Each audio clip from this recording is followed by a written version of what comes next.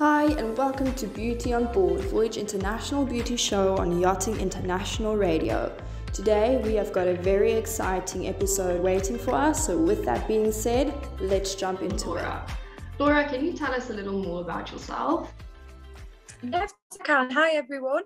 So my name's Laura Jepson. I'm from Leeds in the UK. I'm 30 years old and I've been working at sea for just over 8 years now. I started off doing 7 years on the cruise ships. I had a few promotions within that. However, last year, when COVID hit, the first lockdown, unfortunately, I was made redundant. So that was what pushed me into the yachting industry.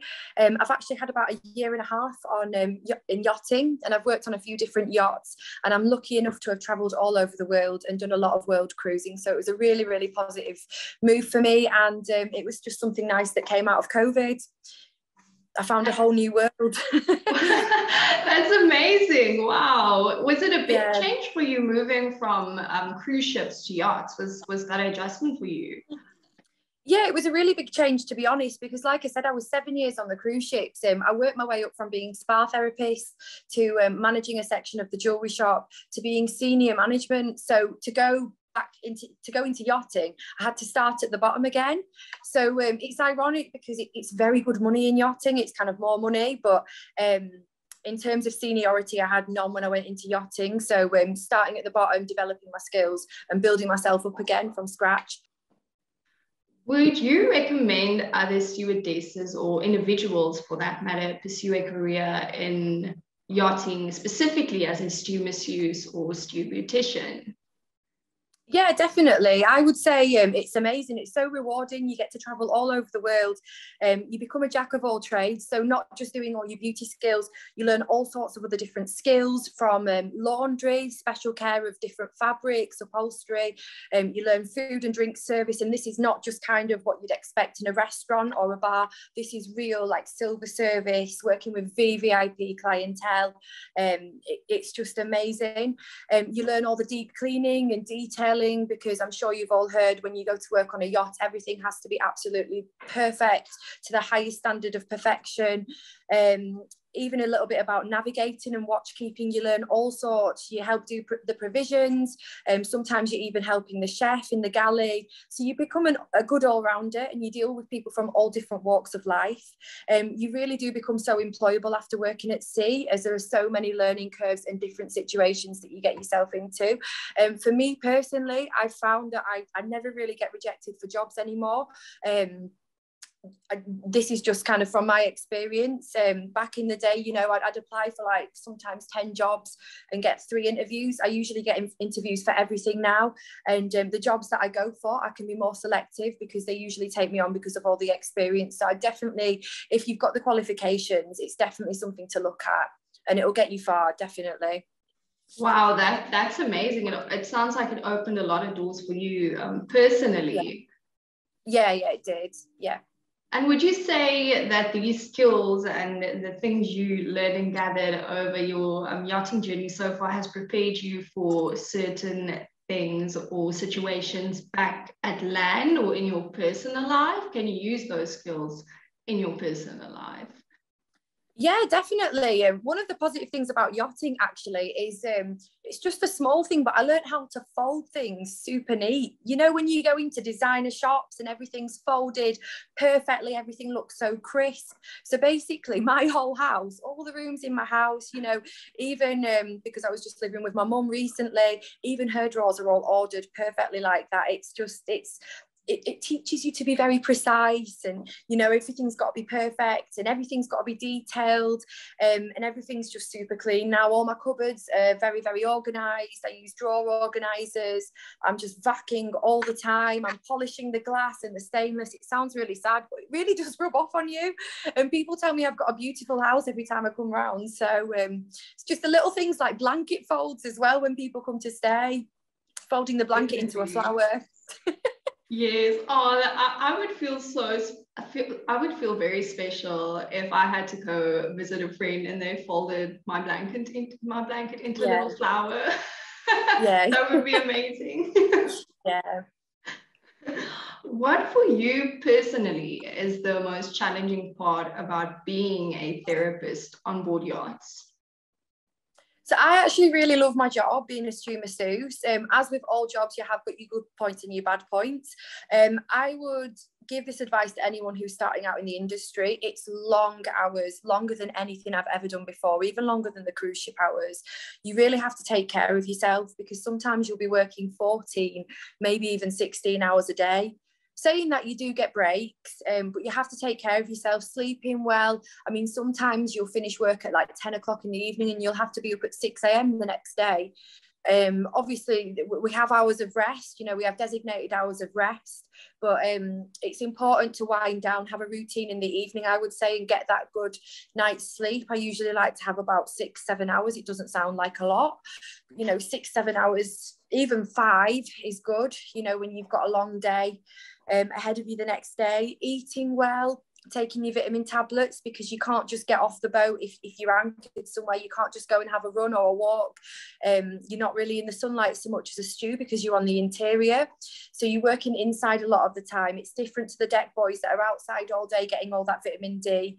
I've got my little stash here, look at all my vitamins. It's challenging for some people. No, I can't speak for all people, but for me personally, I would say it's challenging not to put on weight, as you're so tired after a 14-15 hour shift. At the end of the night, all you want is something to nibble on. You know, sometimes it's just, you don't really get much freedom when you're on trips. So sometimes, like, your little kind of you know, the thing that makes you happy is having a little bit of cake or a few sweets or crisps in the evening. But it's just all about finding a balance. I was awful when I first started out at sea. I used to eat everything. I couldn't, I had to try everything, but now I'm much more disciplined. Also, it can be tough not being able to go ashore for weeks or sometimes even months on end, especially if your owners are live aboard. You know, when the owners live there the whole time. For your whole stint on board, sometimes like 2-3 months, you'll just constantly be on the boat. You won't be able to go out onto land. It is tough. You're basically on call during your designated work hours. You can be asked to do massages at any time of the day, you know, early in the morning, late at night, depending on the guest program. For me, what helps me through is just thinking of the money, as there's little to no chance to spend whilst you're on trip. And also the experience you can take and add to your CV. So you are kind of giving up your freedom in a sense. However, you've just got to think of the bigger picture and what's going to be in it for you once you've got those guests off and once you are finished with the trip. You meet so many interesting people, and you, like I said before, you get into so many different situations. So it gives you kind of all-round good life experience as well. Yeah, definitely. It's not about where you are going to be in the next week. It's about where you're going to be in the next year. So yeah, exactly. It's important to grab onto your why and just push through when, as you mentioned now, maybe there's a period where you are ashore for 3 months, you know, that is important to keep the mental balance. How do you keep a mental balance, if I may ask? You mentioned that you struggled with your discipline at the beginning. How did you shape yourself or mold your mind into being stronger? By having a routine. So I don't really have much of a morning routine, because I'm usually the 6 a.m. girl on every boat that I work on, 6 or 7 o'clock in the morning.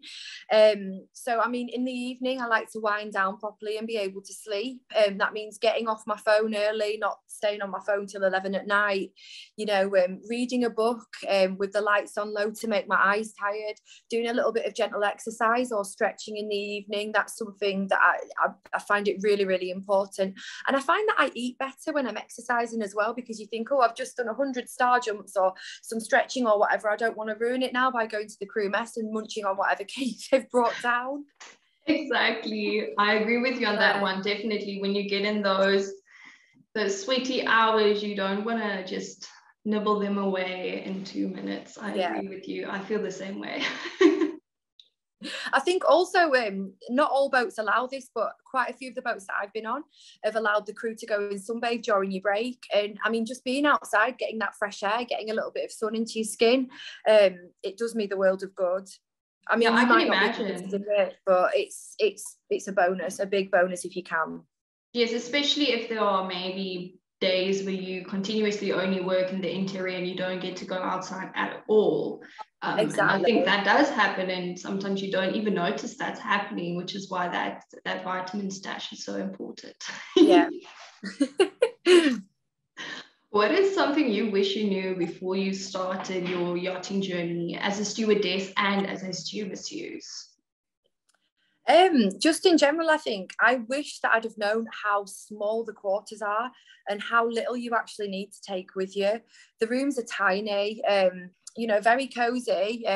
It's good if you get on with your roommate, you've got a nice girl to share with, because it is very, very small quarters. Yes. Like, I'm talking the shower, I could probably do, can you see I could probably do this with my hand?